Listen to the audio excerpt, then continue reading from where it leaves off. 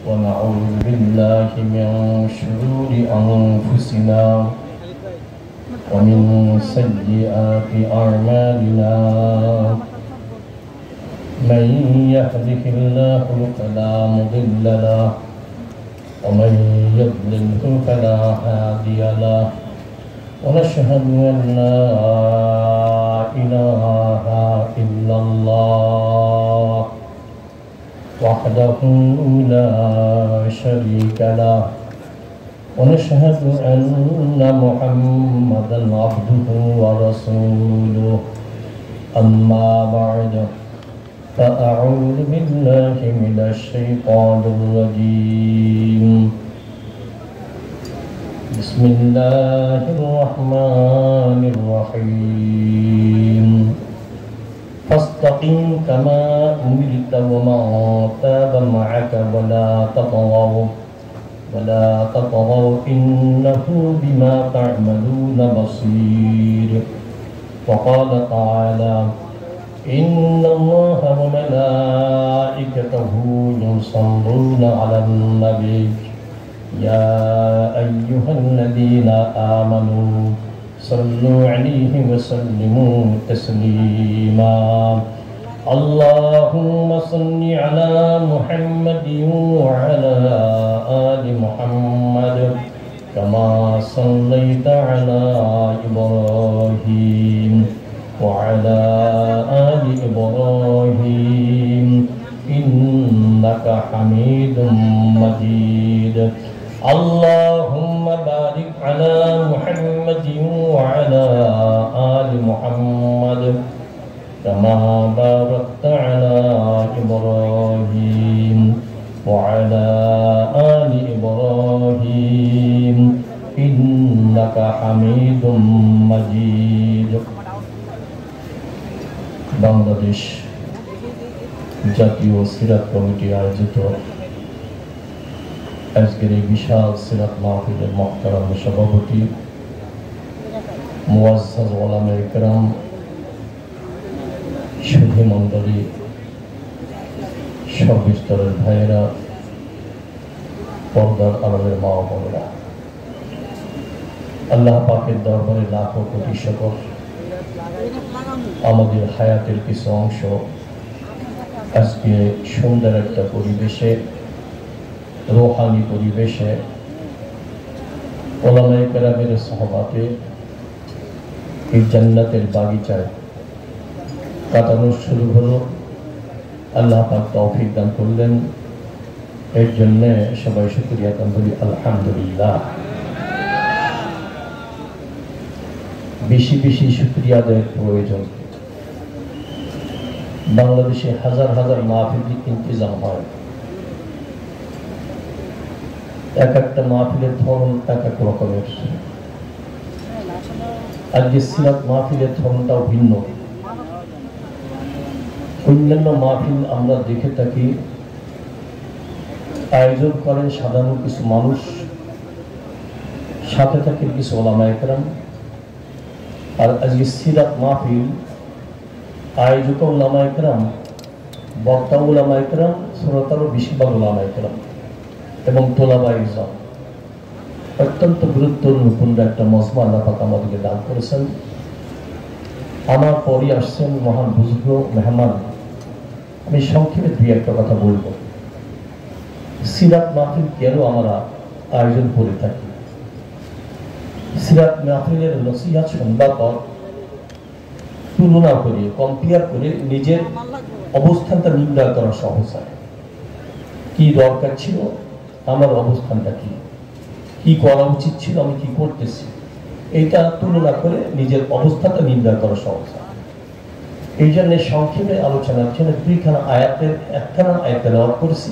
সময় থাকলে আরো একখানা তেলাওয়াত করব যারা উলামায়ে কেরাম তোলাবায়ে ইলম তার জন্য অর্জিত অর্জন হবে অর্থাৎ জানেন এইটা আবার সামনে পেশ করা হচ্ছে অধিকাংশ জানেন আমার থেকে ভালো জানেন এই আয়াতের মধ্যে আল্লাহ পাক বলছেন বিসমিল্লাহির রহমানির রহিম ফাস্তাকিম আমার হাবিব আপনি দৃঢ় পদে থাকেন কামা উমিরতা যেমন আপনি আদিষ্ট হয়েছেন ওমান তাবা মাআকা, আর যারা তওবা করে আপনার সাথী হয়েছে তারাও যাবে।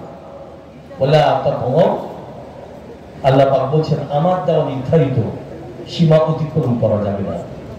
ইন্নাহু বিমা তা'মালুনা বাসীর, তোমরা যা কিছু আমল করতেছো সব আমি দেখতেছি।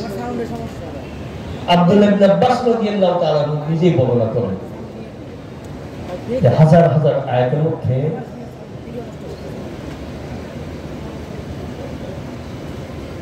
সবচেয়ে কঠিন, রাসূলুল্লাহ সাল্লাল্লাহু আলাইহি ওয়াসাল্লামের জন্য সবচেয়ে কঠিন আর কষ্টকর আয়াত হলো এইটা।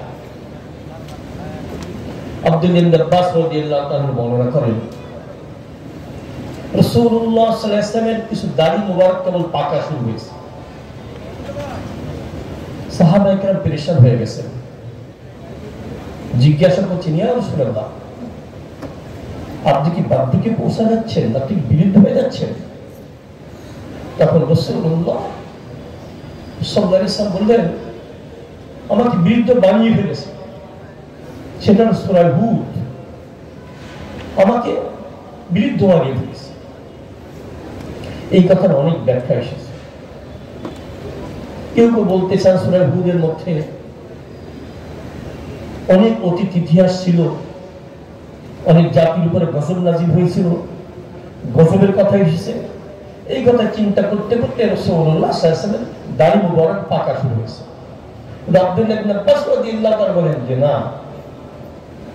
ওই সূরার মধ্যে একখানা আয়াত, সেটা কি ফাস্তাকিম কামা উমিরতা ওয়া মান তাবা মাআকা, এই আয়াত আল্লাহ পাকের হাবিবকে বিরুদ্ধ করে ফেলেছে। দেখো আল্লাহ পাক বলে যেমনটা আদিষ্ট হয়েছে ঠিক তেমন একটু এদিকে করা যাবে না।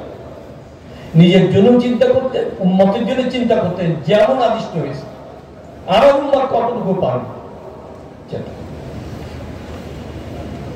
তাফসীরে কুতুবের মধ্যে বলা হয়েছে আবু আলী সিরি রাহমাতুল্লাহ আলাইহি বলছেন আমি একবার রাসূলুল্লাহ সাল্লাল্লাহু আলাইহি ওয়াসাল্লামকে স্বপ্ন দেখলাম, দেখে জিজ্ঞাসা করলাম ইয়া রাসূলুল্লাহ আপনি একবার বলেছেন সূরা হুদ আমাকে বিরুদ্ধ বানিয়ে ফেলেছে? হ্যাঁ বলেছে। সেটা কি কোনো আযাব গজবের কথা বলে না, সেটা ওই আয়াত ফাস্তাকিম কামা উমিরতা ওয়া মান তাবা মাআকা ওয়া লা তাতগাউ ইন্নাহু বিমা তা'মালুনা বাসীর। কত টেনশন, কত চিন্তা, আমরা এটা কম্পেয়ার করি। যেটা আমাদেরকে বলা হয়, অনেককেই বলা হয় নাইবে রাসূলুল্লাহ সাল্লাল্লাহু আলাইহি ওয়াসাল্লাম, আর যারা সামনে অধিকাংশ তলাবাই ইসলাম, একটু কম্পেয়ার করি আমাদের মধ্যে কতটুকু চেতনা, কতটুকু সতর্কতা, কতটুকু ভয়, কতটুকু ভীতি, এটা কম্পেয়ার করা হয়। দেখেন ওলামায়ে কেরাম সম্পর্কে আল্লাহ পাক সূরা ফাতিরের মধ্যে বলেছেন, সময়টা একেবারে সংক্ষেপ, শুধু অর্থ বলা যাবে। বিসমিল্লাহির রহমানির রহিম ثم أورثنا الكتاب الذين اصطفينا من عبادنا ومنهم ظالم لنفسه ومنهم مقتصد ومنهم سابق بالخيرات بإذن الله ذلك هو الفضل الكبير। আল্লাহ পাক বলেন আমার হাবিব আপনার উপরে সত্য কোরআন নাযিল করেছে, এরপরে যাদেরকে আমি ইলম দেওয়ার জন্য মনোনীত করেছি তারা তিনটা ভাগে বিভক্ত হয়েছে। কয়টা? তিন ভাগে বিভক্ত হয়েছে। এইটা আমরা শুনবো, নিজেদের কম্পেয়ার করবো আমি কোন ভাগে বললাম। কিছু সংখ্যক তার নিজের নফসের উপরে জুলুম করেছে, অর্থাৎ অন্যায় করে গেল। কিছু আছে মধ্যপন্থা নিয়ে চলে। আর যাবতীয় কল্যাণের কাজে তারা অগ্রণী ভূমিকা রাখে। এক নম্বর যারা নফসের উপরে জুলুম করে। তাফসীর ইবনে কাসিরের মধ্যে বলা হয়েছে কারা, যারা অনেক সময় ফরজ তরক করে ফেলে, ফরজ ওয়াজিবে তারা কি করে অনেক সময় দেখা যায় ক্ষতি করে ফেলে। দুই নম্বর মুক্তাসিদ, মধ্যপন্থা কারা, ফরজ ওয়াজিব ঠিক রাখে কিন্তু অনেক সময় অনুষ্ঠান ছেড়ে দেয়, মাহরুম কাজের মধ্যে জড়িত হয়ে পড়ে।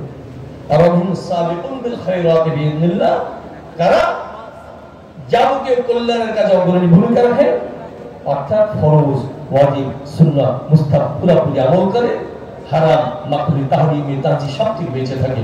এরাই হলো কি যাকে ফজলুল কবির, আল্লাহ পাক এদের পরে মহা করুণা আমার পক্ষ থেকে রয়েছে। তা আমরা কম্পেয়ার করে আমি কোন দিকে পড়লাম, কোথায় পড়লাম, কোন ভাবে পড়লাম চিন্তা করা দরকার।